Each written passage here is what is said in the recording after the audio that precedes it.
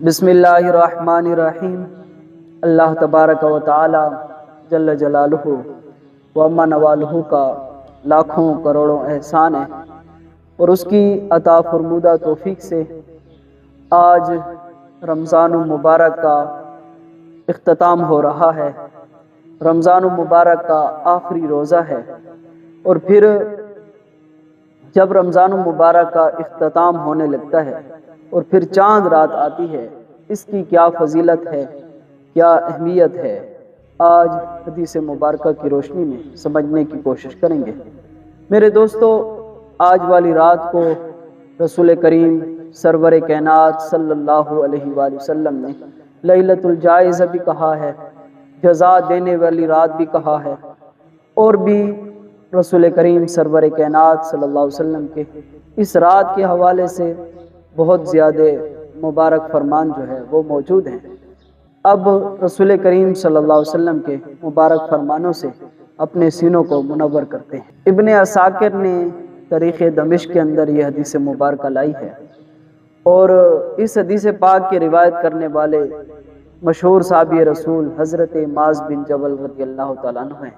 بیان کرتے ہیں کہ کیا جملے اللہ کے نبی صلی اللہ علیہ وسلم نے ارشاد فرمایا، من احیاء اللیال الخمسہ، اللہ کے محبوب صلی اللہ علیہ وسلم نے فرمایا کہ اگر کسی شخص نے 5 راتوں کو زندہ کیا،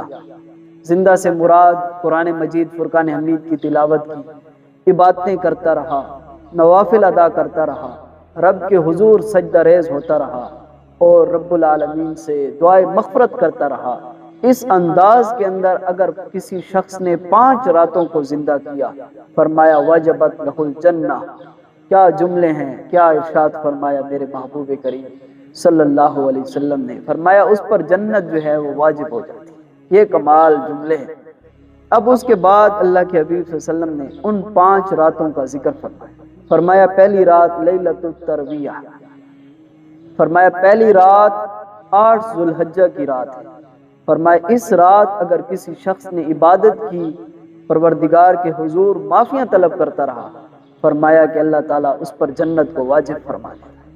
پھر دوسری رات کا اللہ کے محبوب صلی اللہ علیہ وسلم نے ذکر فرمایا، فرمایا لیلۃ العرفہ، فرمایا 9 ذی الحجہ کی رات، جس کو ہم عید الاضحیٰ کہتے ہیں۔ اس رات بھی اگر کسی شخص نے عبادت کی، رب کے حضور معافیاں طلب کرتا رہا، میرے محبوب کریم صلی اللہ علیہ وسلم فرماتے ہیں وجبت لہ الجنہ، اس کی جزا یہ ہے کہ اللہ تعالیٰ اسے جنت عطا فرمائے گا۔ اور پھر تیسری رات اللہ کے محبوب صلی اللہ علیہ وسلم نے ارشاد فرمایا لیلۃ النحر، فرمایا 10 ذو الحجہ کی رات،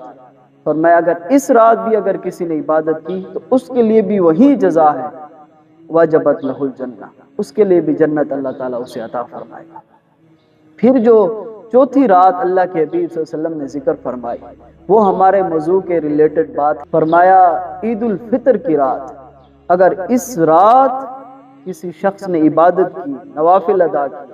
رب کے حضور سجدہ ریز ہوا، پروردگار سے دعائیں کرتا رہا، فرمایا کہ اللہ تبارک و تعالی جل جلالہ اس کی عبادت کے بدلے میں اسے جنت عطا فرما دے گا۔ اور پھر 5ویں رات کا اللہ کے محبوب صلی اللہ علیہ وسلم نے ذکر فرمایا لیلۃ النصف من شعبان، فرمایا شعبان المعظم کی نصف رات، جس کو ہم شب برات کہتے ہیں، فرمایا اس رات بھی اگر کسی شخص نے عبادت کی تو اللہ تعالیٰ اسے بھی جنت عطا فرما دے گا۔ اب اس پوری حدیث مبارکہ میں آج کی رات جو عید الفطر کی رات ہے، اس کا بھی تذکرہ خیر موجود ہے۔ میرے محبوب کریم صلی اللہ علیہ وآلہ وسلم نے فرمایا کہ اگر کوئی شخص اس رات کو عبادت کرے، اس رات کو قرآن مجید فرقان حمید کی تلاوت کرے، اور اس رات کو نوافل ادا کرے، رب کے حضور معافیاں طلب کرے، فرمایا کہ اللہ تعالیٰ اس پر یہ کرم فرمائے گا کہ اسے جنت عطا فرمائے۔ ابن ماجہ شریف کی حدیث مبارکہ ہے، اور اس حدیث پاک کو روایت کرنے والے حضرت ابو امامہ رضی اللہ تعالیٰ عنہ ہیں۔ ان نبی صلی اللہ علیہ وسلم قال، فرماتے ہیں کہ اللہ کے حبیب صلی اللہ علیہ وسلم نے ارشاد فرمایا من قام اللیال العیدین،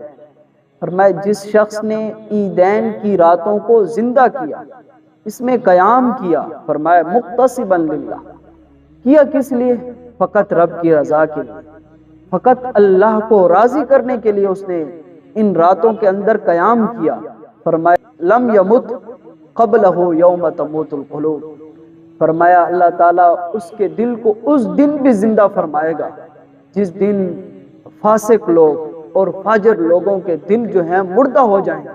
فرمایا اللہ تعالیٰ اس بندے پر کرم فرمائے گا، اس کے دل کو اس دن بھی زندہ فرما دے۔ پھر امام بہقی رحمۃ اللہ تعالیٰ علیہ نے ایک حدیث مبارکہ لائی ہے، اور وہ حدیث پاک امام شافعی رحمۃ اللہ تعالیٰ علیہ سے مروی ہے، اور وہ فرماتے ہیں کہ ہم تک بلغنا، ہم تک یہ بات پہنچی کہ بے شک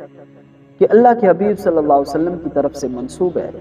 کہ کچھ راتیں ایسی ہیں جن راتوں کے اندر بندے کی کوئی بھی دعا رد نہیں ہوتی، جو جائز شرعی دعا ہو اللہ تعالیٰ ان راتوں کے اندر رد نہیں فرماتا۔ فرمایا وہ 5 راتیں ہیں، لیکن ان 5 راتوں کے اندر آج والی رات بھی موجود ہے۔